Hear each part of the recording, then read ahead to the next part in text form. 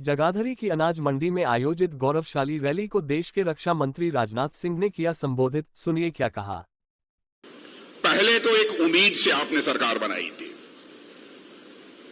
और बहनों भाइयों, कभी उम्मीद टूट जाती है, आशा यदि भी टूट जाती है, तब भी लोगों को लगता है कि कोई बात नहीं, इस बार हमारी आशा टूट गई, हमारी उम्मीद टूट गई, लेकिन आगे कभी न कभी हमारी आशा पूरी होगी, उम्मीद पूरी होगी। लेकिन 9 वर्षों के अंदर जो जन सामान्य में उन्होंने विश्वास पैदा किया है, बहनों भाइयों, जहां जहां मैं जाता हूं, जिन जिन भी सार्वजनिक सभाओं को संबोधित करने के लिए, दुनिया के दूसरे देशों में रहने वाले भी जब भारतवासी हैं, उनसे भी मैं बातचीत करता हूं, मुझे लगता है कि इस देश की जनता का विश्वास अब मोदी जी के प्रति पूरी तरह से पक्का हो गया। और मैं यकीन दिलाना चाहता हूं, जब मैं भारतीय जनता पार्टी का अध्यक्ष था, उसी समय प्रधानमंत्री के उम्मीदवार के रूप में वह चुनाव के मैदान में उतरे थे। मैं उनके कर्तृत्व से अच्छी तरह परिचित हूं, उनके वक्तृत्व क्षमता से अच्छी तरह मैं परिचित हूं, उनकी नीयत से भी मैं अच्छी तरह परिचित हूं, उनके ईमान से भी मैं अच्छी तरह परिचित हूं। मुझे याद है कि एक बार हम और वो दोनों लोग एक सार्वजनिक सभा में मौजूद थे।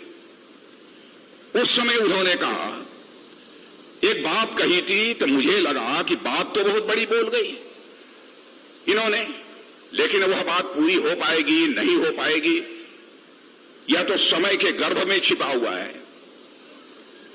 लेकिन बहनों भाइयों, मैं आज भी यदि याद करता हूं, तो उन्होंने कहा था, मोदी जी ने उस समय, सौगंध मुझे इस मिट्टी की, सौगंध मुझे इस मिट्टी की, इस देश को नहीं मिटने दूंगा, इस देश को कभी झुकने नहीं दूंगा। और वह करके उन्होंने, मोदी जी ने दिखा दिया। मेरे बहनों भाइयों,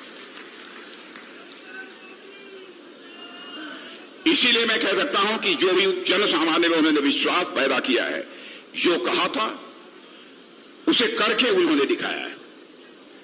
अभी हमारे अनिल विज जी आपके सामने विचार कर रहे थे, हमारे प्रदेश अध्यक्ष धनखड़ जी, कंवरपाल जी, कैसे उन्होंने अंतर्राष्ट्रीय जगत में भारत की प्रतिष्ठा को बढ़ाया है। इससे भी आप सभी अच्छी तरह परिचित होंगे।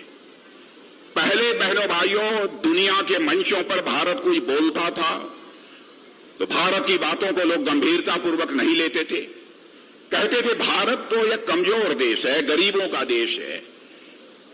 लेकिन आज यदि दुनिया के मंचों पर भारत कुछ बोलता है तो दुनिया कान खोलकर सुनती है कि भारत बोल क्या रहा है। यह हैसियत दुनिया में भारत की बनी है, यह हैसियत दुनिया में भारत की बनी है।